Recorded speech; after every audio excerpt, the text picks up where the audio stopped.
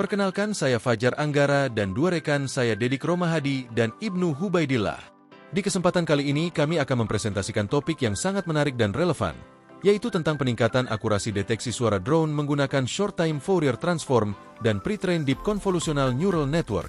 Dalam beberapa menit ke depan, kita akan membahas bagaimana penerapan deep learning berbasis GoogleNet mampu meningkatkan akurasi deteksi suara drone. Semoga presentasi ini bermanfaat dan membuka wawasan baru bagi kita semua. Isi dari presentasi kami meliputi pendahuluan, tujuan penelitian, eksperimen, metode, hasil dan penjelasan keterkaitan penelitian dengan mata kuliah teknik mesin. Kendaraan udara tak berawak atau drone kini semakin banyak tersedia bagi masyarakat dalam beberapa tahun terakhir berkat peningkatan teknologi, peningkatan ketersediaan, dan harga yang wajar.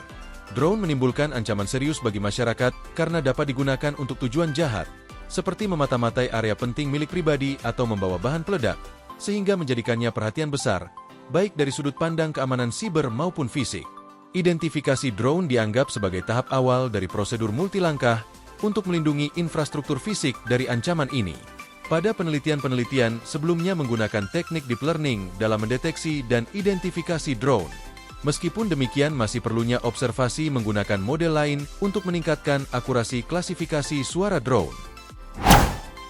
Berdasarkan permasalahan yang kami sebutkan di halaman sebelumnya, maka kami bertujuan merancang sistem yang mampu mendeteksi suara drone secara akurat, menganalisis hasil penerapan metode Continuous Wavelet Transform atau CWT dan Short Time Fourier Transform atau STFT yang diimplementasikan pada Pre-trained Deep Convolutional Neural Network dalam mengklasifikasi suara drone. Pengumpulan data suara drone dilakukan peneliti sebelumnya dengan cara merekam klip audio dari suara yang dihasilkan oleh baling-baling drone saat terbang dan melayang di lingkungan dalam ruangan yang cukup. Perekaman setiap drone dilakukan selama 11 menit dan 6 detik menggunakan perekam bawaan smartphone. Kumpulan data yang tersedia sudah melalui beberapa tahap pemrosesan awal sinyal, seperti memformat ulang berkas audio dengan mengonversi jenis file audio, sampling rate, bitrate, dan kanal. Berkas audio diformat menjadi beberapa segmen yang lebih kecil dengan menentukan interval waktu di mana klip audio akan disegmentasi.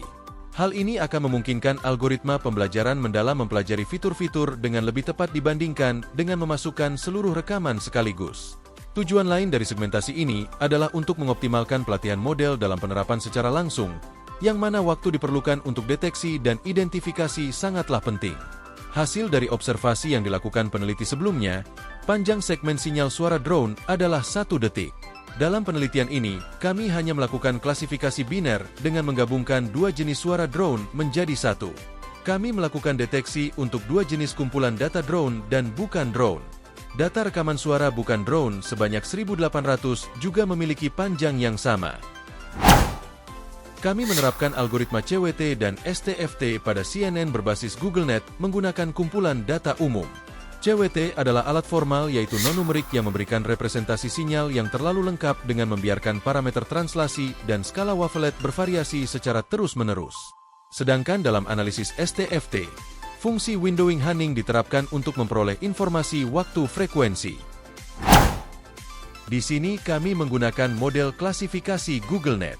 Arsitektur GoogleNet sangat berbeda dari arsitektur canggih sebelumnya seperti AlexNet dan ZFNet. GoogleNet menggunakan berbagai jenis metode seperti konvolusi 1x1 dan pengumpulan rata-rata global yang memungkinkannya menciptakan arsitektur yang lebih dalam. Arsitekturnya juga berisi 2 lapisan pengklasifikasi tambahan yang terhubung ke keluaran lapisan inception. Pengujian hasil klasifikasi dilakukan secara validasi tertahan, dengan memberikan data pelatihan sebanyak 80% dari total data dan sisanya untuk keperluan validasi dan tes. Validasi dilakukan secara bersamaan pada proses klasifikasi sebesar 10%. 4 sinyal kami pilih secara acak dari kelas suara drone dan suara bukan drone. Panjang asli sinyal kurang lebih 1 detik. Di sini semua sinyal kami tampilkan sepanjang 0,25 sekon. Perbedaan dari kedua sinyal terlihat jelas. Suara drone memiliki karakteristik sinyal yang frekuensinya lebih kecil dibandingkan suara bukan drone. Pola sinyal drone lebih harmonik, sedangkan pada sinyal bukan suara drone memiliki pola yang acak. Terlihat pada spektrogram menggunakan CWT, perbedaan warna energi yang dihasilkan sedikit kurang jelas. Pada spektrogram drone, Energi lebih tersebar merata pada setiap waktu dan frekuensi, sedangkan pada spektrogram bukan drone, hanya terjadi di waktu-waktu tertentu. Secara umum, kedua jenis spektrogram menunjukkan karakteristik yang berbeda. Pola hasil ekstraksi suara menggunakan algoritma STFT terlihat lebih jelas jika dibandingkan menggunakan CWT. Pada spektrogram drone nampak energi yang tinggi pada frekuensi rendah di sepanjang waktu. Energi cenderung lebih merata pada sebagian besar spektrogram. Pada spektrogram bukan suara drone, energi tinggi terdapat hanya di waktu-waktu tertentu dan lebih besar dibanding suara drone. Suara bukan drone juga memiliki energi minimal yang lebih rendah pada frekuensi tinggi. Kami melakukan pembagian dari dua jenis sampel masing-masing berjumlah 1332 dan 1800 untuk keperluan pelatihan, validasi, dan pengujian. Sampel pelatihan sebanyak 80%, validasi 10%, dan pengujian 10%. Menggunakan fitur dari spektrogram hasil keluaran CWT, model GoogleNet melakukan sebanyak 4 kali kesalahan saat memprediksi suara drone dan 18 kali kesalahan prediksi pada kelas bukan suara drone. Di sisi lain, performa yang sangat kuat ditunjukkan oleh GoogleNet ketika mengklasifikasi spektrogram hasil algoritma STFT. Kesalahan terjadi hanya 1 kali pada suara berlabel bukan suara drone. Nilai akurasi rata-rata pada klasifikasi suara drone menggunakan ekstraksi fitur CWT sebesar 92,97% dan STFT 99,68%. Maka dari itu, hasil klasifikasi dari penerapan STFT dan GoogleNet adalah pendekatan yang optimal. Pada penelitian sebelumnya menggunakan data dan jumlah kelas yang sama dilakukan oleh Al-Elmadi. Memanfaatkan fitur dari STFT yang diterapkan pada model klasifikasi CNN, mendapatkan nilai akurasi sebesar 96,36%, sedangkan hasil akurasi yang kami dapatkan sebesar 99,68%, di mana hasil akurasi dari metode yang kami usulkan lebih tinggi. Dari hasil analisis yang kami peroleh, kami dapat menyimpulkan bahwa perancangan sistem deteksi drone dilakukan dengan memanfaatkan sinyal suara yang diubah menjadi spektrogram menggunakan algoritma ekstraksi fitur berbasis waktu, frekuensi, dan menjadikannya data masukan untuk model klasifikasi GoogleNet.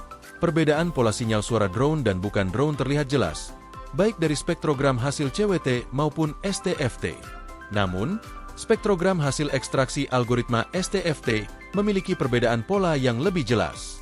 Hal ini dibuktikan dengan hasil klasifikasi dari STFT memiliki akurasi paling tinggi, yakni sebesar 99,68%. Nilai akurasi ini juga mengungguli nilai akurasi pada penelitian sebelumnya. Dengan demikian, pendekatan yang kami usulkan terbukti efektif dalam mendeteksi suara drone.